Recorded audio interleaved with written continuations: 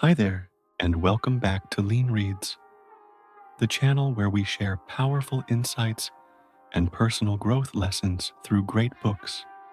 Every great empire begins with a dream, and every dream carries a shadow. Huawei began as one man's vision to lift his country through technology. But as it grew, that dream collided with politics, suspicion, and the uneasy question of who truly controls the digital world. This is not just a story about a company, it's a story about us and the world we've built. If you enjoy what you hear and want to dive deeper, we've included a link to the book in the description below. Now, let's get started.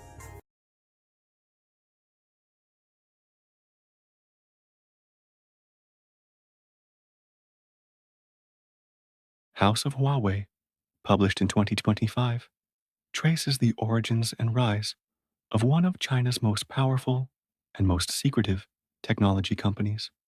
In just a few decades, Huawei quietly transformed itself into a global tech empire, sparking deep concerns among foreign governments, particularly the United States.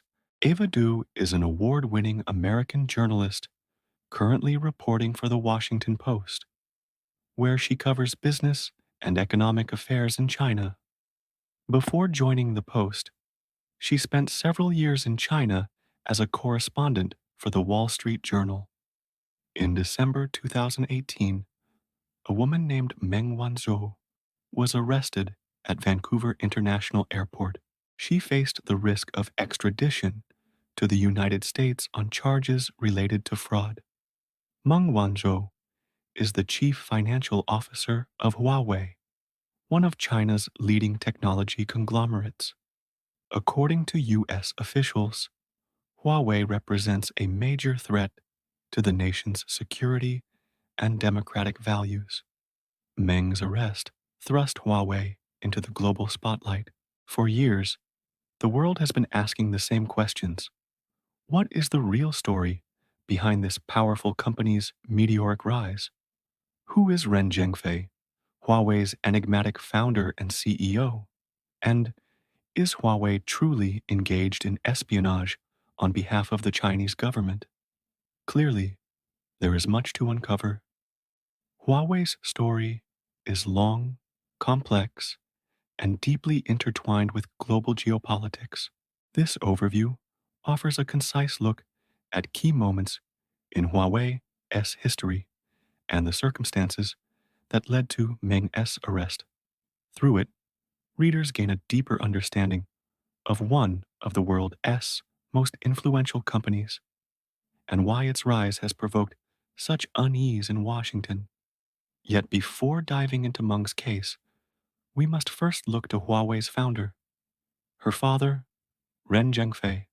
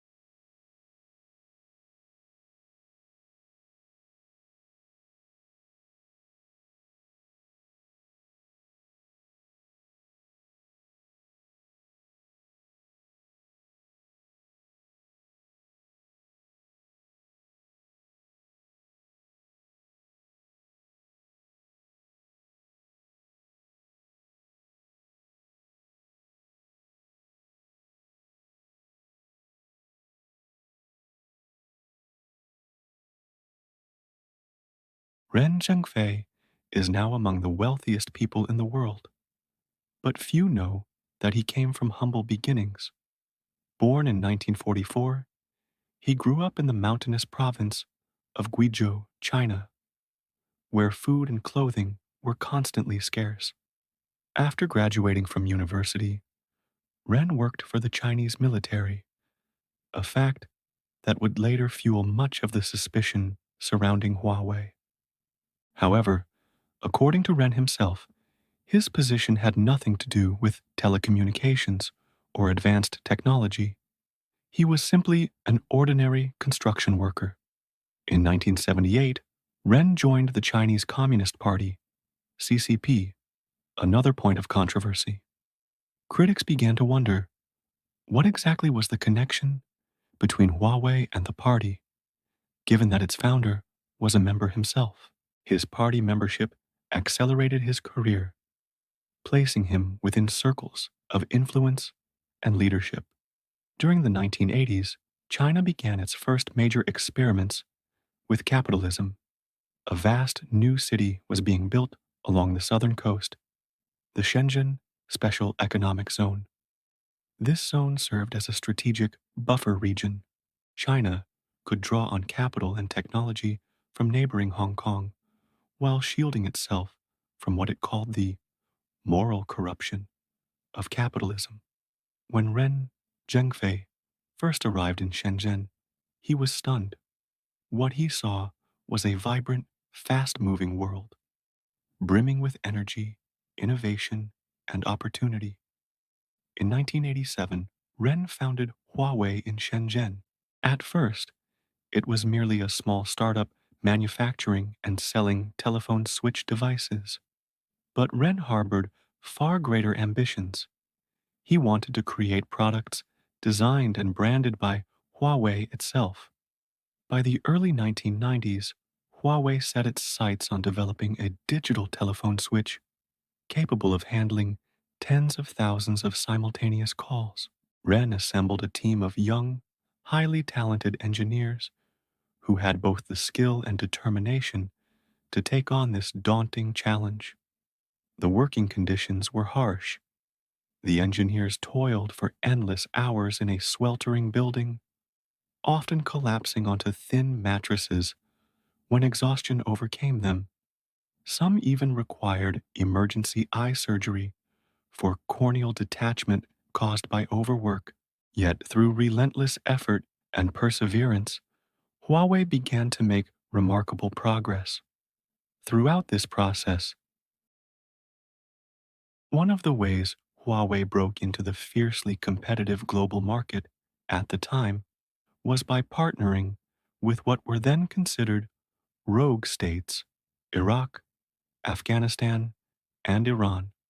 By the late 1990s, the global telecommunications industry was dominated by Western giants, such as Lucent Technologies from the United States and Ericsson from Sweden. Huawei's entry into countries like Iraq gave the company a foothold in international markets. However, some of these early relationships would later raise serious questions and suspicions. By 1998, overseas experience had become a prerequisite for promotion within Huawei. Assignments to remote and often dangerous regions were treated almost as a rite of passage, a test of endurance and loyalty. Employees recounted harrowing experiences, dodging stray bullets, contracting typhoid fever, and even surviving hippo attacks. When they returned home, they brought with them thrilling tales of near-death experiences. Drawing inspiration from his military background, Ren Zhengfei led Huawei with a strict quasi-military discipline. He viewed his employees as a steel army and managers as commanders. New recruits were required to undergo military-style training, fostering resilience, unity, and obedience. On a broader scale, Ren's harsh yet ambitious strategy paid off. Huawei grew explosively, expanding at breathtaking speed and establishing offices across the world. By 2000, Forbes ranked Ren Zhengfei as the third richest man in China. It was an extraordinary achievement, but one Ren preferred to keep quiet. In China, excessive wealth could attract political scrutiny and unwanted attention.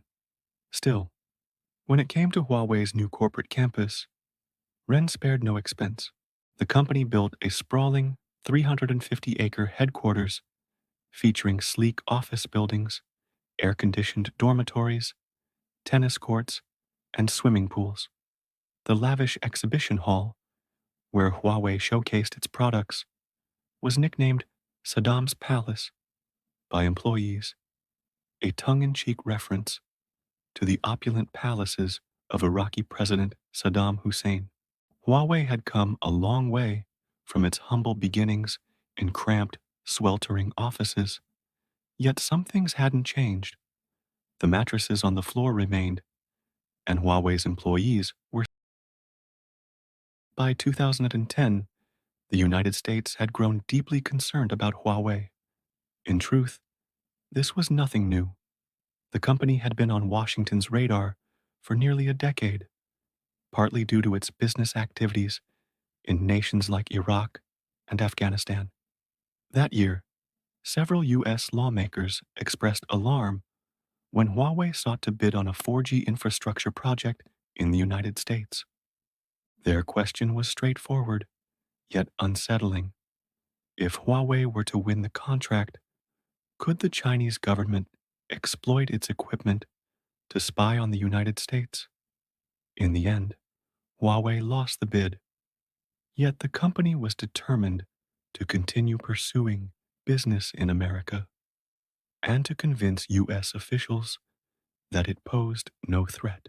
In 2011, Huawei made an audacious move. It issued an open letter inviting the U.S. government to conduct a full official investigation into the company. To Huawei's surprise, Washington accepted the offer. The U.S. House Permanent Select Committee on Intelligence launched a formal inquiry. By October 2012, the committee reached its conclusion. Huawei was indeed a security threat, much like its Chinese rival, ZTE. The report stated, based on available evidence, Huawei and ZTE cannot be trusted to be free of foreign state influence and therefore pose a security threat to the United States and to our systems. The findings sent shockwaves through Washington and beyond. While other countries shared similar concerns, few were willing to take decisive action against Huawei. Ironically, despite the controversy, Huawei continued to grow stronger than ever. By the end of 2012, it had become the world's largest telecommunications equipment supplier. Its products, including the company's increasingly popular smartphones, were serving over 3 billion users worldwide. Yet, just as Huawei reached new heights, a new crisis emerged. This time, the spotlight fell on Meng Wanzhou, the daughter of Ren Zhengfei. As Chief Financial Officer, CFO of Huawei, Meng found herself at the center of a brewing scandal.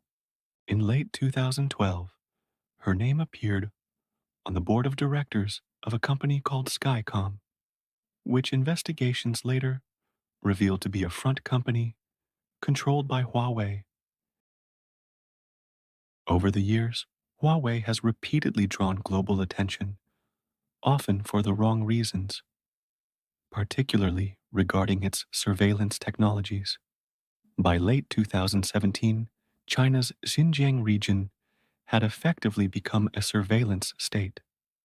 Increasing numbers of people, especially members of the Uyghur Muslim minority, were detained in so-called re-education centers. While Huawei was not the only company supplying surveillance technologies in the region, it was one of the main providers. What sparked outrage was the revelation that Huawei's technology had been intentionally designed to target Uyghurs. Its facial recognition systems included a disturbing feature known as the Uyghur alarm, a function that flagged certain faces for further scrutiny. When these details were exposed in 2020, the international backlash was fierce. But by that time, Huawei was already making global headlines for other, equally troubling reasons. Let's rewind to 2018. By then, U.S. suspicions toward Huawei were intensifying. Growing alarm in Washington led the Trump administration to take direct action against the company, urging allies around the world to ban Huawei from their 5G networks. Amid rising tensions, an extraordinary event occurred: the arrest of Meng Wanzhou. Meng Huawei, as chief financial officer and the daughter of founder Ren Zhengfei, was detained at Vancouver International Airport in December 2018. She was accused of bank and wire fraud, charges linked to her alleged role in concealing Huawei's business dealings in Iran through the front company Skycom. Meng was held in Canada, and within days, China retaliated by arresting two Canadian citizens on its own soil, a move widely condemned as hostage diplomacy. There was no sign of a quick resolution. Meng spent nearly 3 years under house arrest in Canada, while U.S. authorities conducted an exhaustive review of Huawei's global operations. Meanwhile, Ren Zhengfei, normally a reserved and media-shy figure, began to speak out. He publicly expressed his longing for his daughter and even praised President Trump, perhaps hoping to soften Washington's stance. If that was an attempt to win favor, it didn't work. The consequences quickly escalated. Prestigious universities such as Oxford and Stanford severed ties with Huawei, and Trump continued his campaign against the company.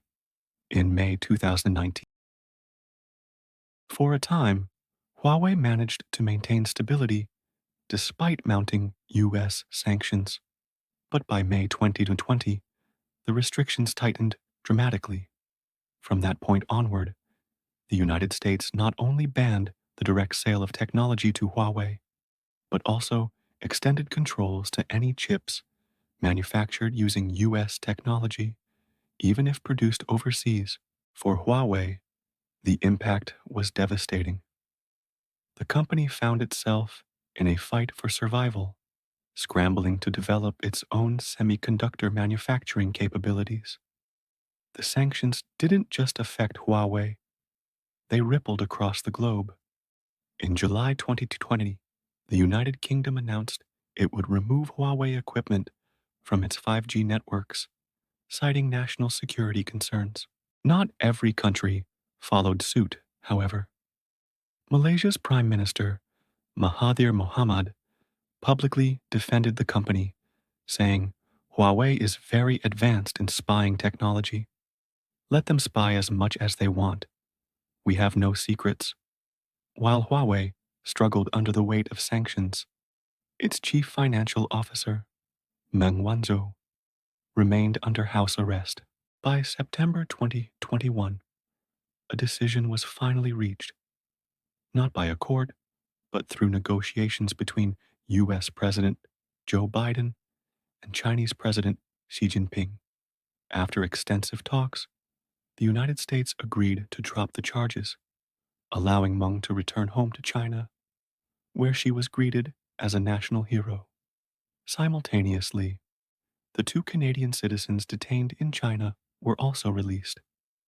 Even after these dramatic events, the United States maintained a wary stance toward Huawei.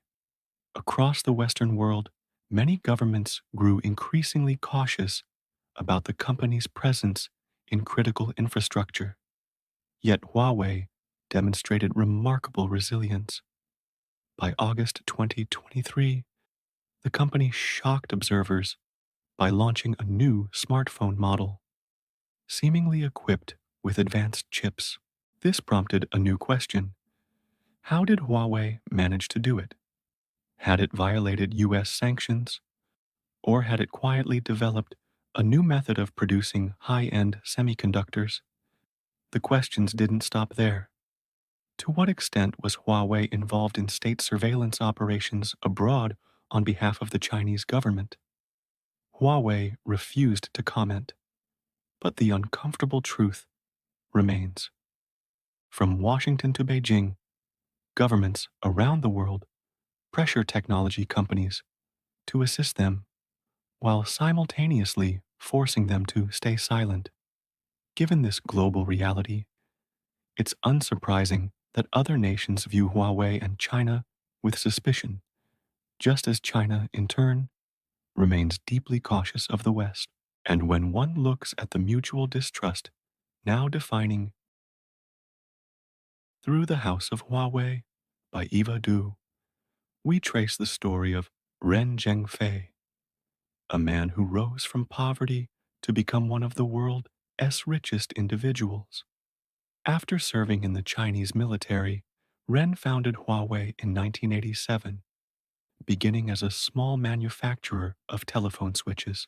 Through relentless discipline and a military-style corporate culture, Huawei expanded rapidly, soon dominating China's telecommunications industry before venturing onto the global stage. Its meteoric rise, however, came with heavy controversy. Huawei's business ties to sanctioned countries like Iran, along with concerns about its links to the Chinese government, cybersecurity risks, and surveillance technologies brought the company under intense global scrutiny. Tensions reached a boiling point in 2018 when Meng Wanzhou, Ren's daughter and Huawei's CFO, was arrested in Canada on fraud charges tied to Iran. Her detention triggered a diplomatic standoff and a wave of US sanctions that isolated Huawei from crucial Western technologies. Despite these blows, Huawei has endured, continuing to release new products and maintain its global presence. Yet amid rising tensions between the US and China, Huawei remains at the heart of a modern, technological Cold War, a symbol of both China's ambition and the world's unease. Reading The House of Huawei left me with a lingering sense of paradox, the uneasy coexistence between technological brilliance and political suspicion, between human ambition and the cost of progress. Eva Dou's book is more than just a corporate biography. It is a story about how a single company, born in a modest Chinese workshop, rose to challenge the technological dominance of the West. But at its core, it's also a meditation on what happens when innovation collides with ideology and when ambition meets the limits of trust.